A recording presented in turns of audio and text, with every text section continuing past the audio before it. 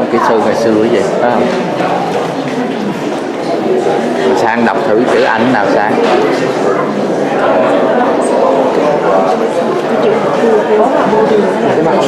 Bưu điện. Bưu điện. Giờ mình Sang ưng ông Mô. Nó đi hỏi Bạch Sang có ưng ông Mô. Nhớ mình đeo với. Mà muốn lấy ông nào đời bà cũng lên hương hết trơn hết á. Rồi lấy ông Mô. Mỗi chốt đó nha. Mỗi ông mỗi chốt đọc kỹ đi nha. Mỗi ông mỗi chốt đó. Biết rồi.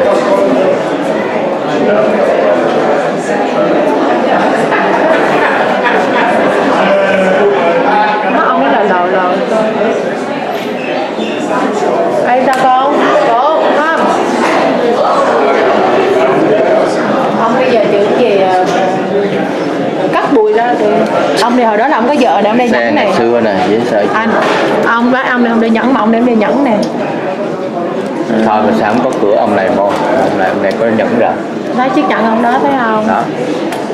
Lấy ông nào cũng hơn Hoàng.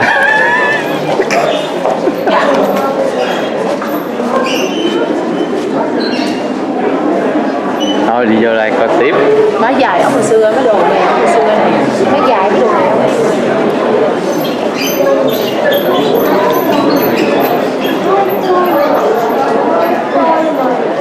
Ui.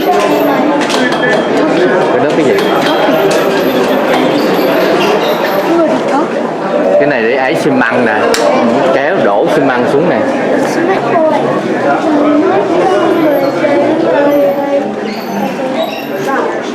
Còn có tí không?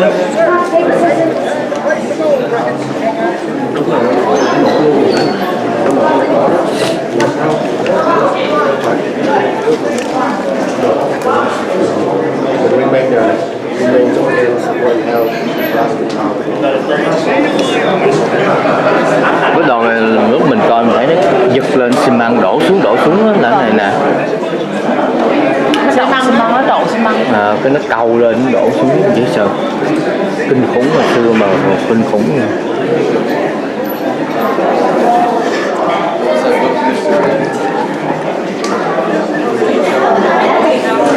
Thường làm để cực thì thường giỏi làm cái tự mình sao làm cực cái ngồi. nhưng mà bán ông mà nào cái này cũng bằng Okay, in case they figure out. cũng bằng Yeah. I should hold It looks good.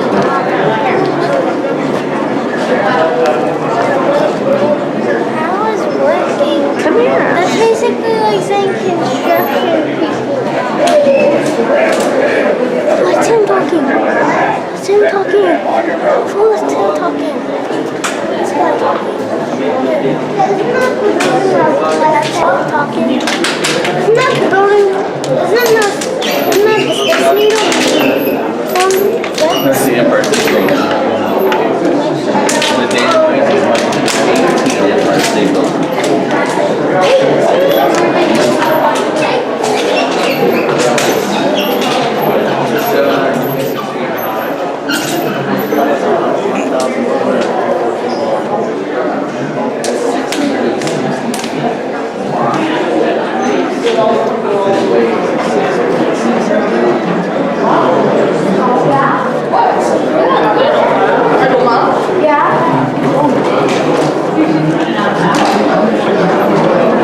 Điện đó, quay cái đó ra điện đó, thấy không? Cái cách nó chế ra điện đó. Đó dành nữa. Vũ qua bên kia làm ra. cái sensor á, cái sensor Cái đó cái hít tới đầu nó ra điện cái đó. Quay càng nhanh thì đèn nó cháy luôn, nó không có chớp nữa.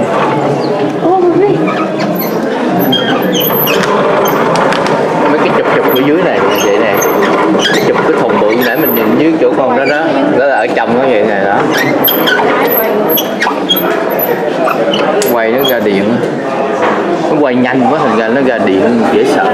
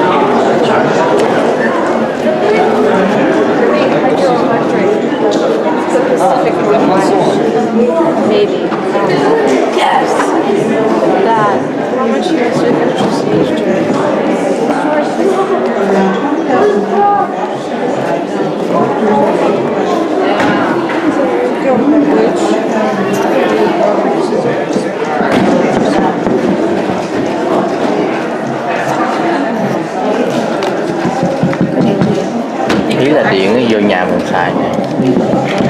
Nó quay cái nó làm điện nó chạy vô nhà mình. Đâu có bấm được một.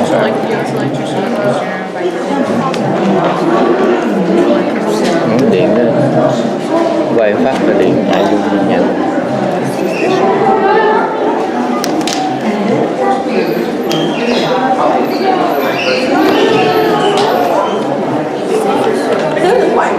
Nó đi thang nó tới là nó chơi quậy dọc thôi.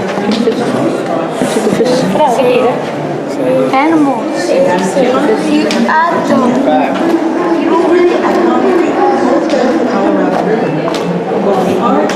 Phim lại cho chiếu lại đây nè.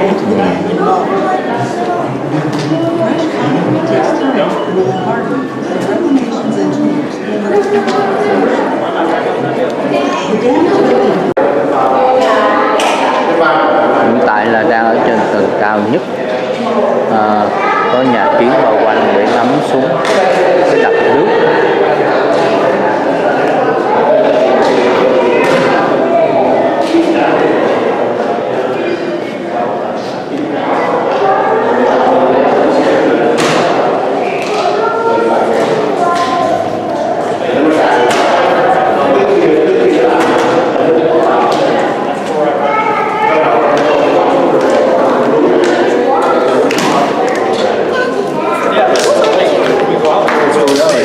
Đây là cái hình cái đập nước, mô hình đập nước thu nhỏ để cho mình dễ xem.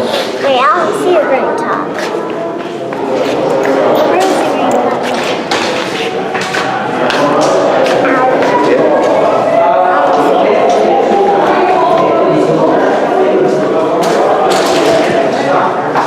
Where is the green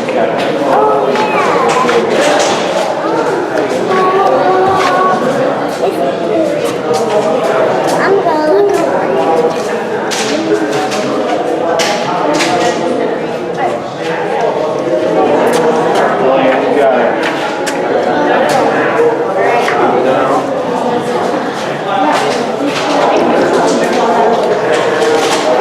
I'm not playing that.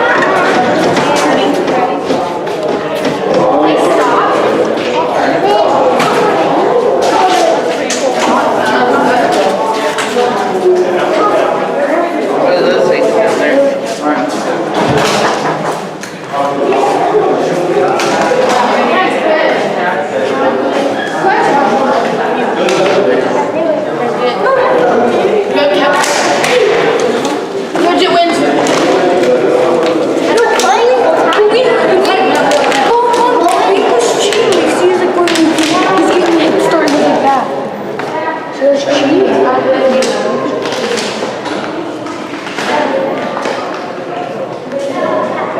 Mấy người đang cứu bàn tán mốt thay như thế nào.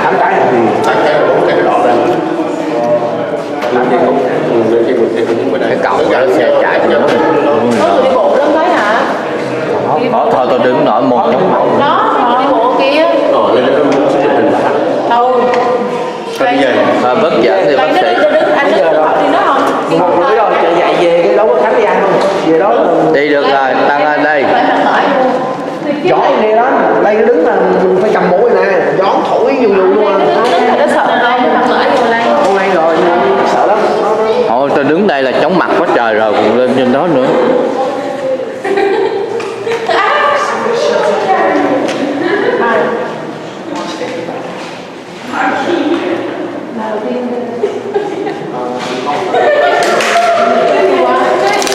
Không có coi lịch sử online thôi. Thôi đi xuống lặn đi xuống rồi được rồi. Lặn đi luôn, Tân đâu có đi đái được trên đây đâu, ở dưới mà. Đã đi rồi đó. Ai ổng nói Long đi rồi đó. Xuống dưới đấy. Tôi sợ không đuối lắm rồi. Sợ lạnh, mình tự lạnh. Biết là xã mình xuống Là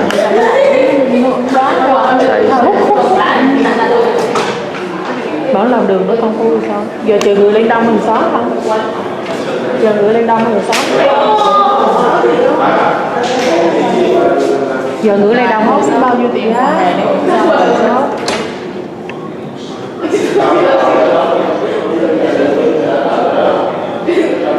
Giá 15 đồng, chụp hình 15 đồng. Đô 15 mà người đi tới đó cũng đi tới 60 mấy đồng nữa. Đã có nhiều giá đó. Những người cứ đeo cái dây sao khác vậy, đeo chỗ khác. Mấy người đeo cái dây là đeo chỗ khác để biết. Giờ là đang chờ đi ăn trưa trong khách sạn.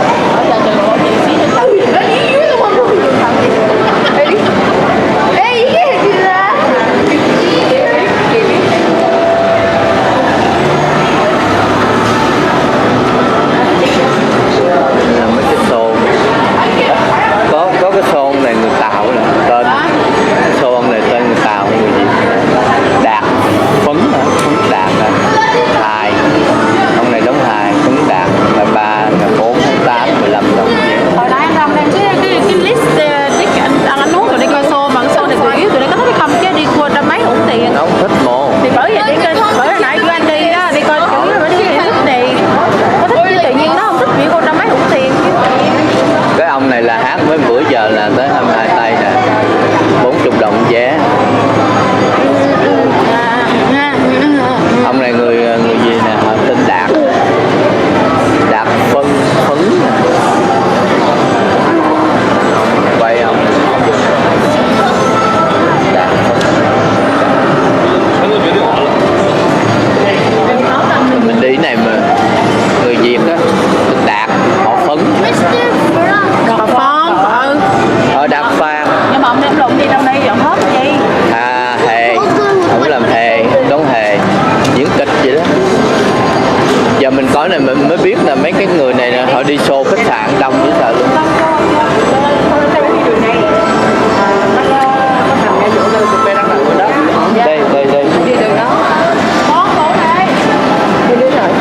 Đây đây ba đứa bay đây.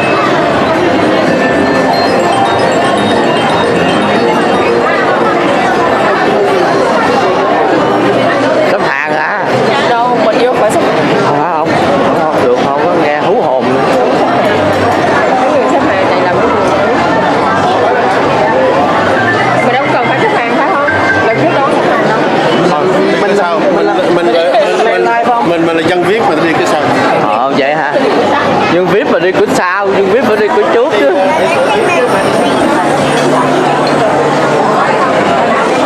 Thấy xếp hàng hổ hồn.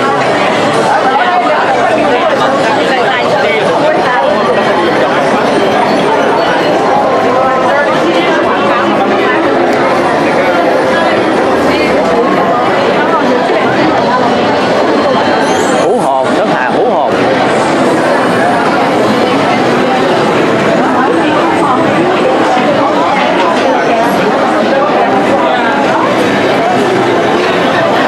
Đi đường lòn á, này đi đường lòn. Cái thằng đen hồi nãy dẫn anh đi kìa.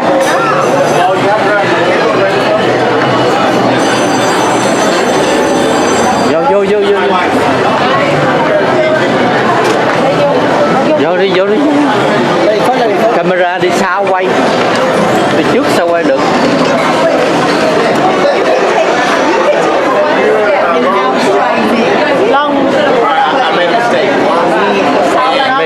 Long and Lee and his wife. Yeah, after we danced both balls. I thought you were playing man. I didn't know. I thought yeah, y'all gotta come, man. Everybody on the ticket, but the kids on it. Yeah. But if they wanted to play video games or something like that, we have to so you guys can see the video.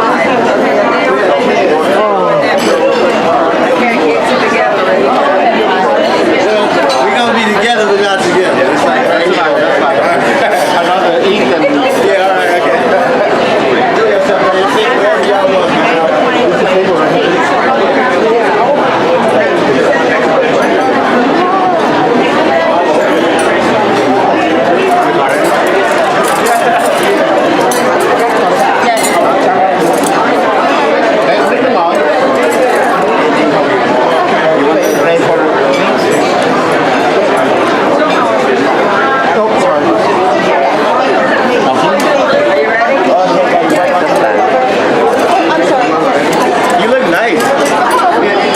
Ủa ông Trang nó ngồi làm cái gì sáng?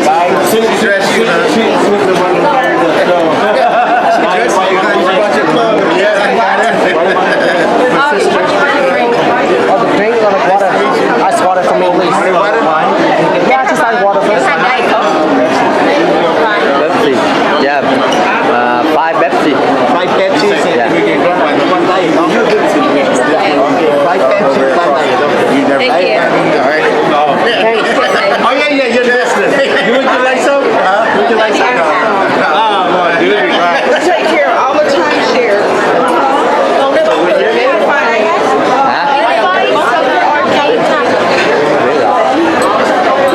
Đang nó ngồi đó nói chuyện gì á? Mẫu nằm ở đây. Nó lấy khách. Nó lấy khách. You don't try. Can we go eat them? Yeah, did you order your drinks? No.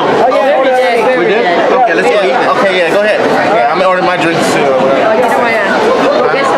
Yeah, I'm gonna get them. Đứng dậy lấy đồ ăn mấy đứa.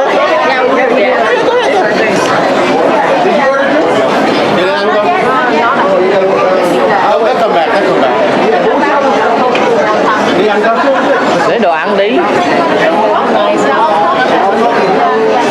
I'll wait.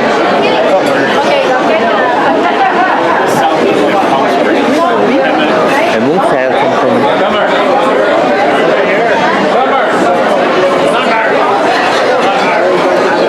Giờ đang đi lấy đồ ăn.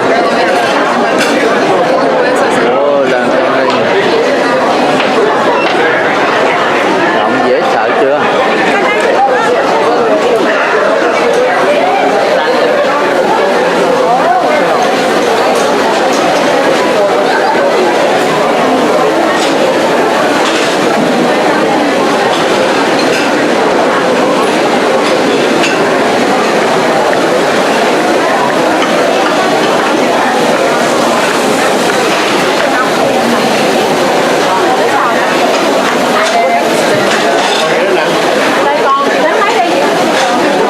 Barbecue kìa, barbecue Italian.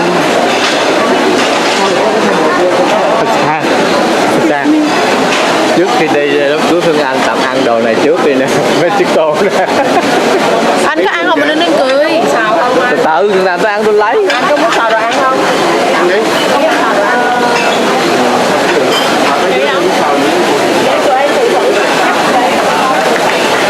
Đó.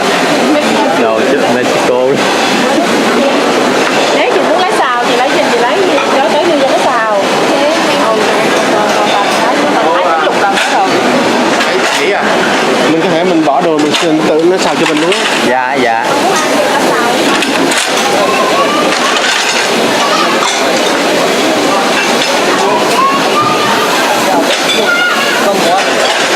I know. Good. I mean, you gotta watch. Này đồ châu Á là Asian là hết.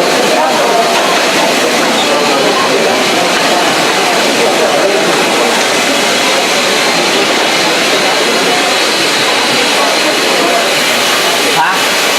Tôm đây này. Tôm lân bột nè. Tôm mà hết, tôm lân bột cũng hết.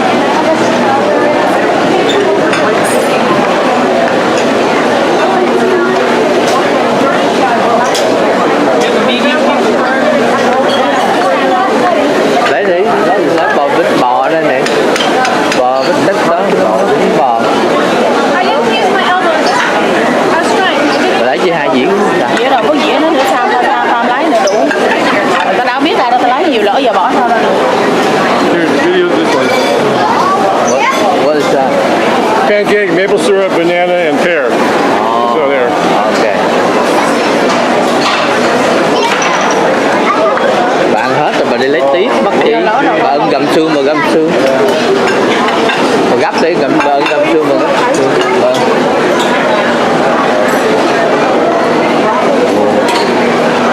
Bò sống. Ôi lon.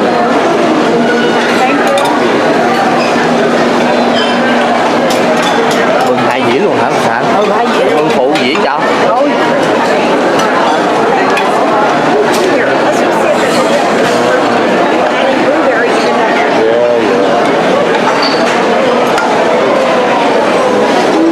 Gà đó, gà đi máy bay đó. Rồi sao? Ăn ra. Lấy Đi theo chân qua hậu về bàn.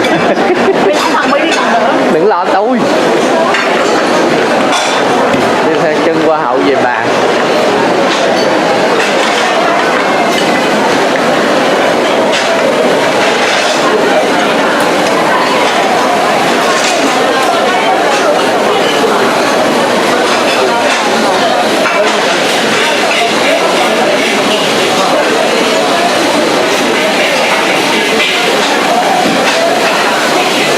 Có bò ở dưới đó mà má mình lấy chưa? Chưa, em mới ai tới đây có ăn. Thôi gấp gì đó thôi, lát đi lấy tiếp. Ai biết anh ăn gì chưa? Chưa, lát đến hậu.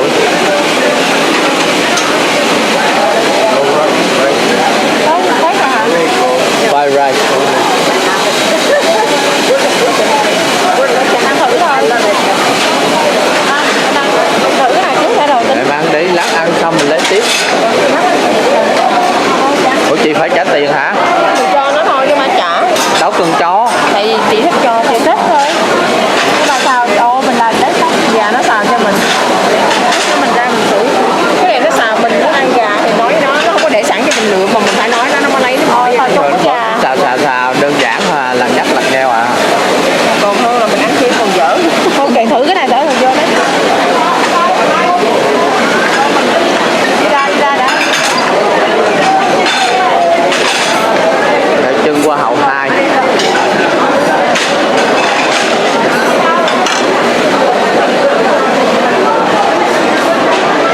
Nãy đi theo qua hậu 1 rồi giờ theo qua hậu 2. Kia.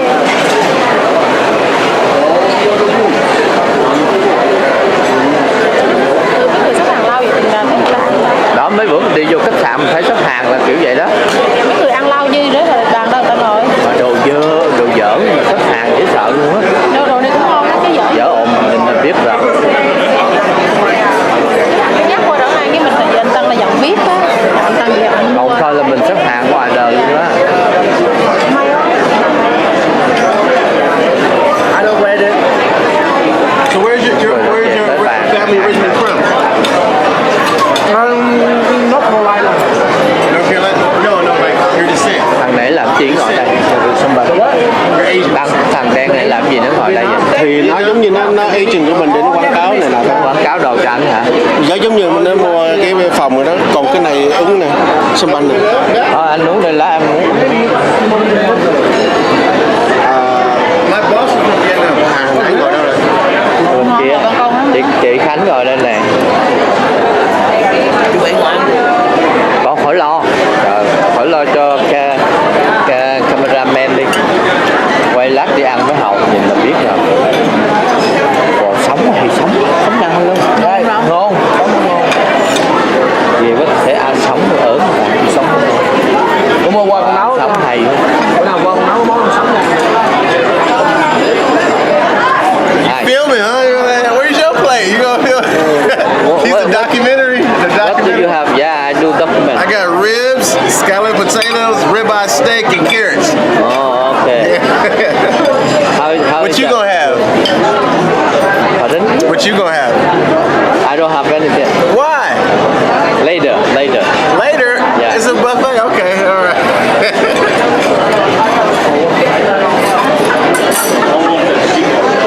Vũ, ăn thấy sao? Đang đói quá mà quá không? Thì ke hứng rì mà. Anh uống này nè. Phiêu được mà, gớm cho là lấy cái ly nước trộn 3-5 ly nè.